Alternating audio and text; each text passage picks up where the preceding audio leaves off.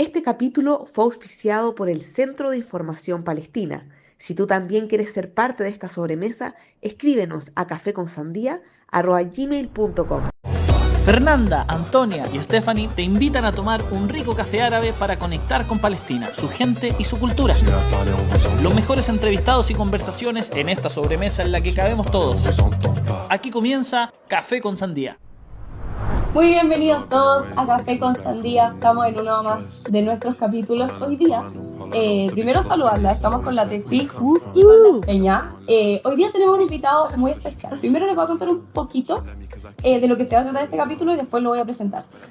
En nuestro Instagram pusimos una cajita de preguntas y quisimos hacer una recopilación como de las que más se repetían. Quisimos traerle a un experto para que se las responda. Así que juntamos todas esas preguntas y hoy día estamos para responderlas con Jaime Adedrapo. Él es profesor y doctor de Derecho Internacional Público y Relaciones Internacionales y ahora director de la Comunidad Palestina de Chile. Tenemos el gusto de estar hoy día con Jaime Adedrapo. ¡Bravo! Bienvenido a la Tremenda papita que nos sobremesa. quedamos. Oye, pero tremenda presentación. Sí, ¿Cómo estás, Jaime? Muy bien. ¿Cómo están ustedes? Nosotros estamos bien. estamos contentas de tenerte acá. Un lujo de invitado. Así que Respondiendo este nivel de preguntas que creemos que van a resolver dudas de mucha gente y que yo creo que a todos nos hacen todo el tiempo. sí. Es que yo creo que este espacio es muy bueno porque sinceramente creo que lo que mejor podemos hacer es informar a las personas. Y si si eso podemos ayudar, yo creo que estamos contribuyendo muchísimo. Tal cual. Hay gente que dice, no sé qué hacer. Bueno, parte informándote. Ese es el desde. Y después informas. Y vas educando y reeducando a otras personas. De hecho, el eslogan o la ajá en nuestro podcast es nadie cuida lo que no conoce. Así que esa es nuestra misión. Claro. Y ¿Qué tan tampoco sea culpas? más lo que no se conoce. Así que sí, pues Jaime, muchas gracias por estar acá, primero que nada. Y voy a partir yo con la primera pregunta. Es amplia, pero en resumidas cuentas, ¿por qué nadie puede frenar a Israel? Por ejemplo, la Corte Internacional de Justicia puso medidas en enero después de una audiencia larga. ¿Qué pasó? ¿Por qué no se cumplen al final esas medidas impuestas en enero? ¿Qué pasó con el informe que tenía que entregar Israel garantizando que estas medidas impuestas se estaban cumpliendo? Una de ellas, por ejemplo, que Israel tenía que garantizar el acceso completo de ayuda humanitaria a Gaza y sabemos que eso no ha sucedido. Por otra parte, hay alegatos en la Corte Internacional Penal, pero no hay muchos avances en contra de Israel.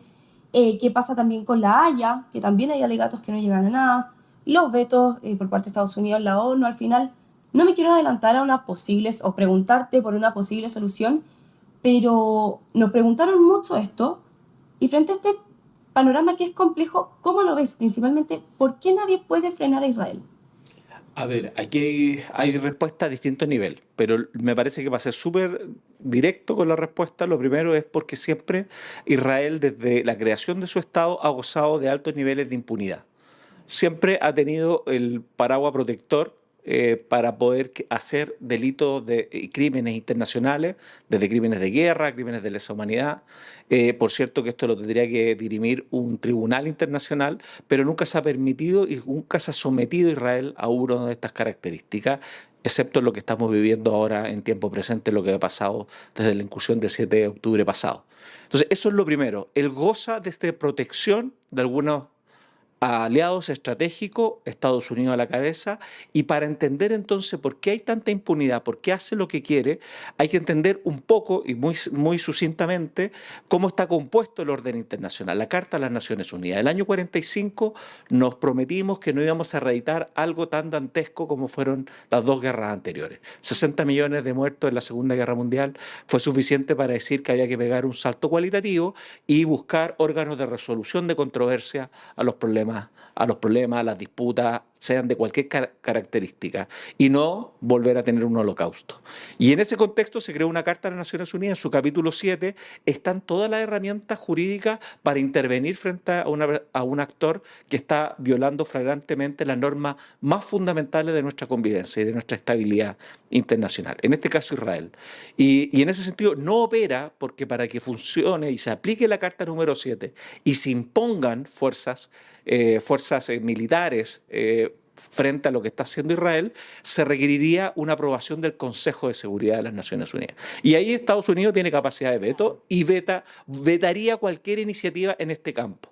También hay razones geopolíticas y de poder relativo. Efectivamente, estamos hablando de un pequeño estado, 8 millones de habitantes aproximadamente, pero es la novena potencia militar sobre el planeta. Entonces, efectivamente, no sería una fuerza cualquiera que tendría que interponerse allí, y si a eso sumas que Estados Unidos es una aliado incondicional, la verdad es que eso es una de las claves para entender los niveles de impunidad que goza Israel.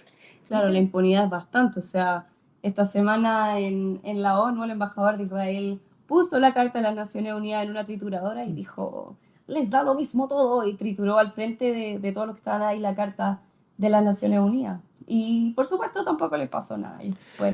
Eso es muy paradójico, ¿eh? El sistema de Naciones Unidas, como primer acto relevante que hace del año 45 en adelante, fue particularmente la creación del Estado de Israel, que su único título de propiedad sobre ese terreno es una recomendación del sistema de Naciones Unidas de la partición de Palestina para crear el Estado de Israel.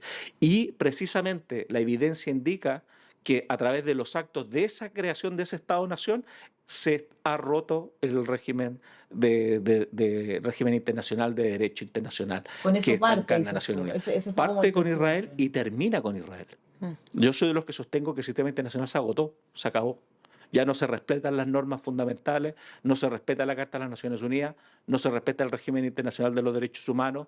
Entonces, finalmente aquí estamos de regreso a una situación bastante anárquica como la que teníamos antes precisamente del año 45. Entonces, perdón, ¿por qué se sigue respetando el veto de Estados Unidos? ¿Por qué él sigue teniendo tanta fuerza si el resto de las cosas, para el resto de las cosas no tiene ese nivel de importancia lo que diga la Corte o lo que diga cualquiera una de estas entidades? Precisamente por lo mismo, porque el derecho está creado precisamente para detener o condicionar a los poderosos. El derecho tiene esa función, tanto en el derecho doméstico como en el internacional. Cuando tú no respetas las normas, es precisamente cuando se desatan precisamente las fuerzas, y hoy día estamos precisamente en una zona de disputa de poder geopolítico, en donde Estados Unidos cada vez ha demostrado más su voluntad de hacer uso de la fuerza de manera indiscriminada, consentirla o por lo menos apoyarla, haciendo soporte a Israel en esto, porque aquí lo que en el fondo hay una apreciación de que lo que está en juego se va a resolver no por vía de derecho, sino que se va a resolver por el uso y el empleo de la fuerza. O sea, básicamente lo que tú nos estás diciendo es que no existe el derecho internacional en la práctica. Aquí tenemos dos cosas. Si lo dejamos, si renunciamos a él, la sociedad civil sobre todo, particularmente en países donde todavía queda democracia y exigen que no mueran estas normas fundamentales que se establece su legitimidad de la dignidad humana. Desde ahí parte toda la discusión que lo que son, y se han creado regímenes internacionales para proteger y cautelarlo, que por cierto que también están recogidos en las constituciones de cada uno de los países, pero para las relaciones interestatales se establece un régimen que hoy día se viola sistemáticamente por estados que están representados en el Consejo de Seguridad y que tienen además capacidad de veto. Si nosotros vemos, en este minuto hay dos que lo han quebrantado: Rusia por el tema de Ucrania, Estados Unidos con su soporte a Israel, y ya evidentemente eso indica que está fracturado de muerte. Podríamos decir que tiene antesala. Lo que hizo Estados Unidos en Irak fue el primer rompimiento evidente y flagrante de las normas internacionales. Después lo que ha hecho Rusia con Crimea primero, y así cuando comenzó a bordear o a exigir una reivindicación territorial en territorio de Ucrania, también establece las bases de un rompimiento de las normas que nos habíamos dado de que no íbamos a usar el uso de la fuerza, no íbamos a ocupar las fuerzas militares para esos objetivos que yo tenía. Y hoy día hay dos estados principales que lo están haciendo a vista y paciencia de todo el sistema internacional. ¿Y hay manera de quitarle fuerza o poder si estamos viendo que no cumplen? Solamente movilizar la vergüenza. Yo creo que ese es el camino probablemente más eficiente, que es un poco lo que está haciendo la sociedad que se organiza. Las ideas, las lógicas del boicot, Que el las lógicas ciudadano de la diga denuncia. basta. ¿Qué es lo que está haciendo Exactamente. los universitarios en Estados Unidos, básicamente? Porque en el fondo sabemos que Palestina, a través del uso de la fuerza, no tiene ningún actor estatal que esté dispuesto a quemar una nave por hacer algo al respecto. No, no hay, ni pensemos en cualquiera, ni China, ni menos Rusia, ni países árabes, no hay, no está ahí. O sea, a través de lo que puedan hacer las fuerzas militares de los estados, no hay capacidad y el derecho internacional no se activa por las razones que ya les di. Capítulo 7 está inmovilizado o imposibilitado de funcionar, básicamente porque Estados Unidos lo va a vetar. Entonces, lo que te queda es precisamente no perder la memoria, no perder la identidad, seguir recordando lo que está pasando allí y decir decididamente, con severa convicción, de que no estamos dispuestos a olvidar lo que un día comprometimos como principio fundamental en la sana convivencia y que no vamos a dejar olvidados a quienes hoy día están sufriendo un genocidio. Jaime, perdona, pero me quedó una duda. Tú en un principio me dices, esto probablemente no se va a resolver por la vía del derecho, se va a resolver por la vía armada, pero ahora al mismo tiempo me estás diciendo, o entendí mal, Sí. por la vía armada. Por la vía armada se va a seguir actuando, la vía armada es solo una limpieza étnica. Ah, a eso te refieres tú, que eso es lo que va a continuar. Sí, sí, limpieza étnica hasta que no pase un desfonde del propio gobierno de Israel, por los propios ciudadanos israelíes, o porque finalmente Estados Unidos haga alguna presión algo más severa de lo que ha hecho hasta ahora, no solamente evitar o postergar el envío de algo de armamento como lo hizo últimamente, sobre todo desde que está la incursión sobre Rafah, pero ir un paso más allá debiera ser absolutamente necesario, porque aquí está de por medio los principios más fundamentales de las democracias. Y en esto Estados Unidos está quebrando no solamente con el orden internacional post Segunda Guerra Mundial del año 45 de la Carta de las Naciones Unidas, sino que también está quitándose cualquier legitimidad y credibilidad en sus propios principios que dice defender como democracia. Entonces la solución, Anto te decía, no quiero adelantar una solución, pero más o menos nos las diste, tiene que venir de los ciudadanos. Que la vergüenza de esto nos movilice a tal nivel que... Yo creo que es fundamental insistir a través de tribunales internacionales. Por cierto, es muy difícil que la Corte Penal Internacional, y tenía algo que ver la pregunta al respecto, pueda retener o sobreponerse a las presiones que está viviendo. Hagamos un pequeño flash. El año 2021, la Corte Penal Internacional se identificó a sí mismo competencias para investigar crímenes o supuestos crímenes de guerra sobre territorio ocupado palestino, porque el sistema internacional reconoció como Estado observador a Palestina el 2012, el 2014 se hace la consulta y el 2015 la Corte Penal Internacional estima bien y se sienta las bases que tiene jurisdicción sobre el territorio palestino. Y en ese contexto entonces abre una investigación. Ya sabemos la presión que debe estar viviendo. Además, el año 2022 la Corte Penal Internacional abre una investigación sobre Rusia por el tema de Ucrania. Entonces, y podrás ver que también abrió casi contiguamente una sobre Venezuela. Entonces, si tú ves Venezuela, que tiene aliados estratégicos China y Rusia, se está metiendo con los actores relevantes o principales, por lo menos en el papel, con capacidades nucleares, etcétera, militares, superpotencia, entre ellas Estados Unidos. Entonces es muy difícil que la Corte resista a la ofensiva de estas potencias. Si lo hace, hay mucha esperanza para pensar que este mundo puede volver a cierta estabilidad. Por eso es que ese camino hay que apoyarlo bastante y con bastante voluntad y compromiso. Ahí está la conciencia, están las bases que nos dimos como humanidad después del año 45. La sociedad civil tiene mucho que hacer al respecto. Y hay una tercera variable que no quisiera dejar de mencionar. La tercera variable es básicamente cómo va a mutar la sociedad israelí. Si va a despertar alguna vez de este odio, de esta lógica ideológica que mantiene el sionismo duro, que en el fondo busca una limpieza étnica para establecer su imaginario sobre el territorio palestino. Vamos a ver si hay un punto de cambio en su conducta mayoritaria. Sabemos que hay actores que se resisten o se oponen a lo que hace el gobierno de Netanyahu hoy día dentro de las fronteras de Israel, pero que ese grupo sea importante desde el punto de vista político y exija un cambio de actitud de parte del Estado de Israel. Perfecto. Yo me voy con una siguiente pregunta. Sabemos que entrar a Palestina depende 100% del humor, entre comillas, de la policía de aduanas israelí y se vuelve súper complejo incluso emocionalmente ese proceso. ¿Palestina tuvo alguna vez autonomía de frontera, aeropuerto o algún paso terrestre o algo? A ver, siempre Palestina ha estado viviendo bajo ocupación. Siempre la frontera ha estado supeditada al control soberano de las fuerzas militares de ocupación israelí. Eso ha sido siempre. Lo que pasa es que en algún momento había ciertas capacidades de mayor movimiento, desplazamiento, tanto de bienes y servicios como de personas. Lo que es más evidente en Franja de Gaza, porque hasta que no se hubiera el proceso de elección interna y Hamas tomara el control democrático a través de las urnas de lo que es Franja de Gaza y el sistema internacional con Israel a la cabeza y el mundo, los cuartetos y actores europeos, estadounidenses, no reconocieran ese triunfo en la UNA, pasa que el 2005-2006 se hace un bloqueo permanente de Franja de Gaza. Y allí todos los accesos a la Franja de Gaza, excepto uno, que es Rafah, donde también tienen un control compartido entre fuerzas israelíes y egipcias, las demás están todas controladas por soldados israelíes. Y por tanto, son casi 17 años más de un bloqueo absoluto, que es un castigo colectivo desde la tipificación o el catálogo de crímenes internacionales. Eso está dentro como un castigo colectivo, ha estado asfixiado. Entonces los gazatíes comen cuando Israel abre la puerta, o sea, cuando lo toma bien, entra el agua, entra el combustible, entra el medicamento, solo cuando ellos quieren. Recordemos que ha habido un par de intentos de flotillas humanitarias para entrar por mar y Israel lo ha impedido. Eso también pasa en Cisjordania, o sea, en Belén, por ejemplo, dan la luz o el agua cada X cantidad de tiempo, cada 15 días la gente puede llenar los estanques que tienen en el techo y ya está, al gusto de los israelíes, básicamente.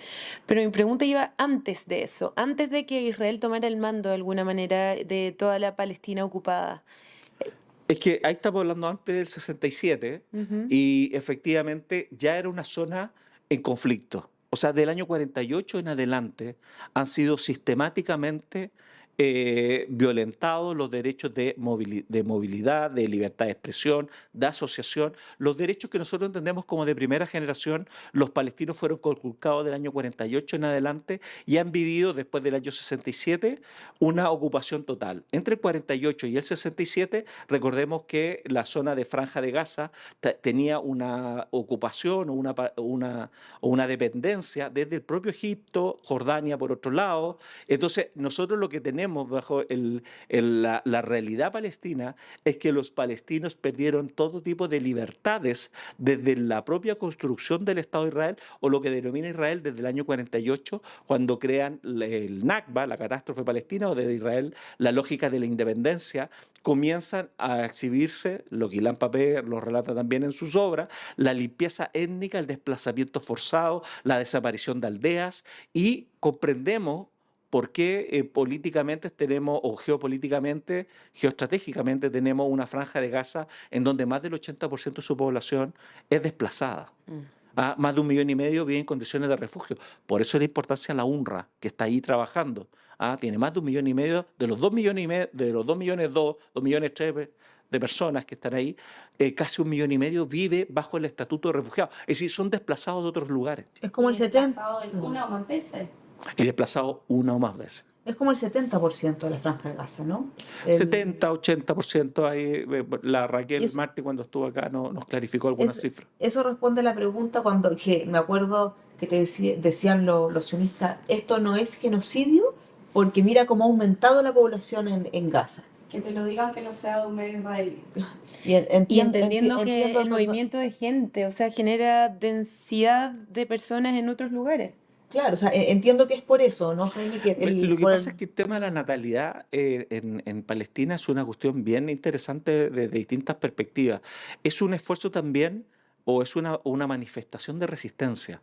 Cuando tú tienes la oportunidad de conversar con personas, Franja de Gaza nunca me han permitido ingresar, pero sí en Cisjordania, y tú conversas sobre todo con religión musulmana, muchos de ellos, uno les pregunta por qué tantos hijos, sabiendo que es tan hostil vivir allí. Siempre les quieren quebrar la voluntad, los quieren desplazar, los quieren sacar, tienen que pedir permiso para todo, está lleno de checkpoint, la vida se la hace muy difícil. Y ellos han tomado esto como un símbolo de resistencia. De aquí no nos vamos.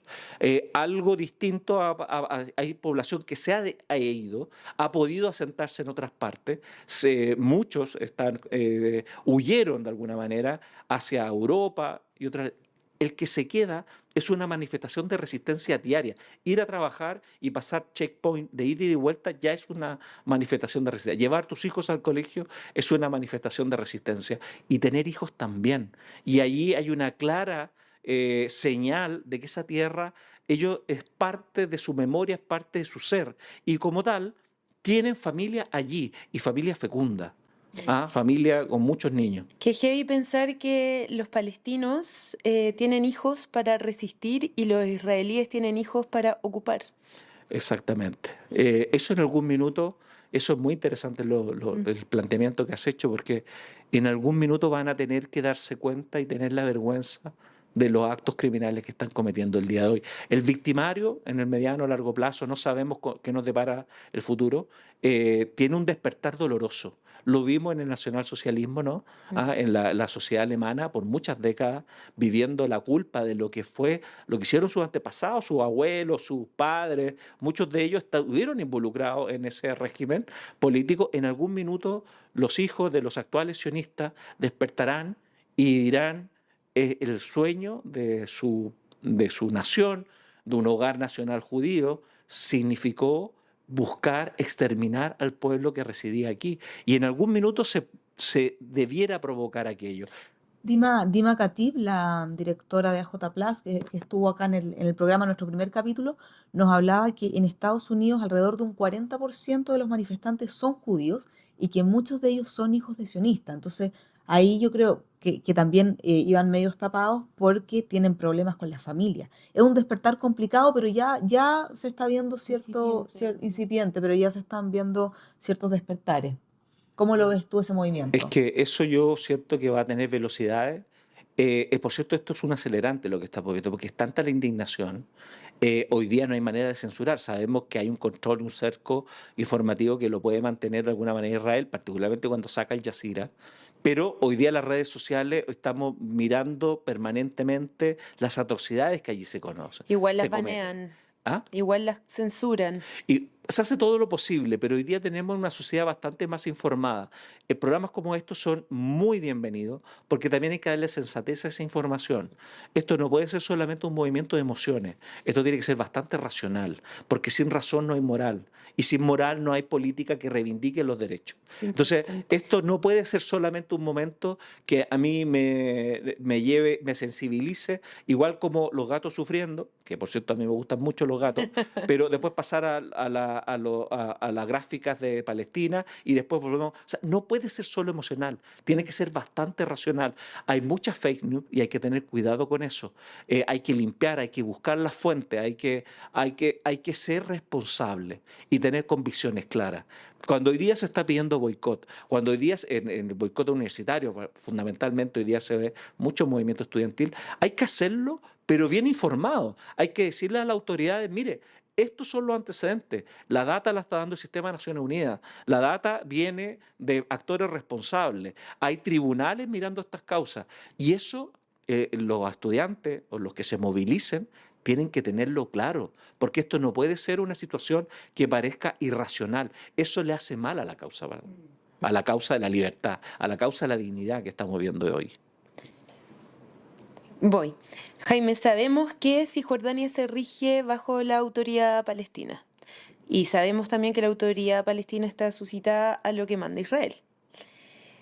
¿Por qué Gaza se rige con una administración diferente a la de Cisjordania? Bueno, como lo señalé hace un momento, hubo elecciones, un proceso, han habido intermitentemente ciertos procesos de legitimidad de las autoridades palestinas. Es bien curioso, porque se reivindica la necesidad de tener un sistema democrático a un pueblo que vive bajo ocupación, que generalmente para que sucedan estos procesos, muchos actores, generalmente representando a Occidente, que es el gran cómplice y aliado de la construcción del Estado de Israel, como última herencia de las potencias coloniales del año 48, entonces le piden cartas credenciales de gobernabilidad y muchas otras al pueblo que vive bajo ocupación. Entonces, saliendo de esa esquizofrenia, que es parte de lo que consiguió los acuerdos de Oslo el año 93, se establecen rutas y caminos, y en eso ha habido fricción al interior de las propias autoridades que representan al pueblo palestino. Y entre ellos, por cierto, estamos en un contexto geográfico en donde vemos que hay una correlación de la influencia occidental, que representa la creación de Israel, y que de alguna manera ha hecho exigencias y heredado constituciones en distintos países árabes con la influencia que dejaron las potencias coloniales, que de alguna manera la Autoridad Nacional Palestina ha tenido que someterse un poco con las lógicas de código de comportamiento y demás que establecen desde Occidente, porque hubo un acuerdo marco a través de Oslo para buscar cómo crear dos estados que convivieran en esa lógica. Pero hubo personas que cada vez más, por razones culturales, por razones ideológicas, por razones de distinto tipo, que fueron más bien yendo por un derrotero diferente, un derrotero que en el contexto regional es bastante claro la influencia que tiene.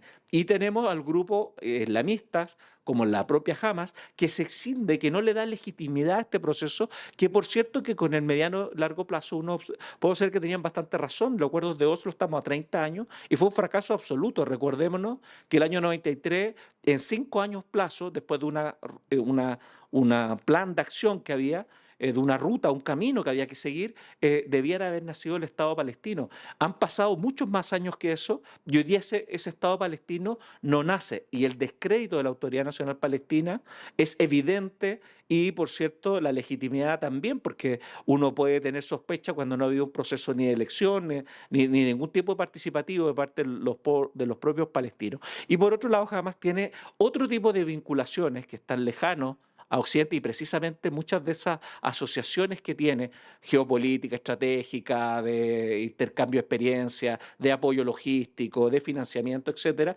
son precisamente con algunos estados en que Occidente los reconoce como sus enemigos en la región. Y ahí se provoca la dificultad que tiene el pueblo palestino de tener una sola autoridad. Dicho eso, no puedo dejar de mencionar, y muy brevemente, que a veces entramos mucho en esa discusión, que por cierto nos haría fortalecer la posición, tener un gobierno de unidad, y eso hay que tenerlo con mucha claridad, en algún minuto llegar a un mínimo para establecer intereses comunes y poder ver que el bien común superior es terminar la ocupación y tampoco equivocarnos, sobre todo del mundo de la diáspora o de quienes ven con amargura todo lo que está sucediendo allá, de no equivocarse de que aquí hay una potencia con características coloniales, supremacistas, que está limpiando étnicamente el territorio. Por tanto, no hay más responsabilidades sustantiva y primera que es el proyecto sionista por sobre cualquier otro tipo de argumentación que sea la propia división de los palestinos, que por cierto hay que trabajar para solucionarla. El descrédito por un lado de la Autoridad Nacional Palestina y por otro lado el proyecto político que representa Hamas, pero no olvidar que es el pueblo que vive la ocupación y que desde el derecho internacional y de las fuentes de la costumbre, los pueblos que viven bajo ocupación tienen derecho a la resistencia. Jaime, a mí me gustaría cerrar con la siguiente pregunta. Si bien creo que todos hemos visto los horrores más terribles en Gaza, es el Nakba a lo mejor más fuerte, pero al mismo tiempo tengo la sensación que históricamente nunca Palestina había tenido este apoyo. ¿Tú crees que esta vez se pueda lograr la solución de los dos estados o es muy ambicioso lo que estoy pensando? Yo creo que hay mucha más conciencia de lo que haya pasado, no solo del 7 de octubre en adelante, sino que hay personas que, porque hay mucho más libros, hay mucha más literatura, hay más documentales, hay más películas, no hay presencia mucho en Hollywood, pero hay muchas otras plataformas alternativas que están mostrando, hay más conciencia, las nuevas generaciones tienen más información. En ese sentido creo que es promisorio y que algo puede suceder. La creación de los dos estados, para los que conocemos la realidad sobre el territorio, es muy complejo porque significaría que Israel tenga que destruir, mover su muro, tendría que sacar más de 600.000 colonos que están en territorio ocupado. Vuelven nuevamente a surgir las propuestas que hizo Donald Trump, que fue sin pudor, absoluto pudor, frente al derecho internacional o cualquier nombre de sensateo, de dignidad a los pueblos palestinos, le iba a dar territorio incomodato en territorios distintos a la Palestina histórica. O sea, uno miraba de principio a fin y efectivamente no había ningún apego a ningún principio, ni al respeto a nada del derecho, ni una moral, ni nada. Entonces, efectivamente, cuando dice, bueno, pero volvamos a la frontera del 67, donde podríamos, si la reconocemos, de la línea de armisticio que quedó allí, a ver si de ahí puede conformarse con el 22% aproximadamente. Franja de Gaza está absolutamente aislado de Cisjordania y, por cierto, el poder esperar concesiones que le traspasen soberanía a los palestinos y que controlen sus puertos, su aeropuerto, que controlen espacio aéreo, marítimo, lo que tú quieras, ya creo que es una línea que Israel no va a estar dispuesto. Más allá de eso, se ve muy difícil hacer el mapa de esos dos estados. Entonces, si está esa voluntad para exigirle a Israel aquello, sería un excelente escenario. Muy complejo de materializar, pero le significaría ahora desplazamiento forzado de personas o ciudadanos israelíes. Entonces, es una complicación mayúscula. Entonces, la solución sobre el terreno, la propuesta de dos estados, que se sigue difundiendo, que se sigue pensando, la verdad es que llevarlo sobre el territorio no es fácil. Y en eso, bueno, tú sabes que hace rato se abrió el debate por parte de las mentes que buscan que en el fondo este tema no son dos estados, sino que la propuesta es uno solo, que sea democrático realmente para todos, pero ese es el fin del sueño sionista. Claro. Es el fin del hogar nacional judío. Y lo difícil que sería convivir con que fue tu victimario. O sea, imagínate cómo sería ese acuerdo, ese pacto. Entonces, terrible. La situación es muy compleja, pero aquí con la voluntad política se tendría que tener una alta voluntad política para establecer cualquiera de estos criterios que estamos hablando. Parece que de todas maneras, Jaime, te vamos a tener que invitar a otro programa. Yo sí tengo muchas preguntas. Este tema daba mucho. Nosotros queremos invitarte ahora a la última sección, que es la de recomendaciones, y nos encantaría que nos hablaras del libro que acabas de publicar, La barbarie de los civilizados. Bueno, muchas gracias, muchas gracias. Bueno, es un libro que le ha ido relativamente bien, ha tenido buena crítica, está en todas las librerías, ¿hecho para qué? Está hecho para las personas que quieran conocer la realidad de Franja de Gaza del tiempo presente, particularmente desde el 2005 en adelante, donde tú puedes conocer el proceso político, la estrategia de dominación de Israel, y que esto, a diferencia de lo que muchos plantean, un poco porque hay que poner al enemigo con nombre y apellido y quién es el malo. Eso simplifica mucho la conversación y la discusión mundial. Pero esto no es solamente Netanyahu.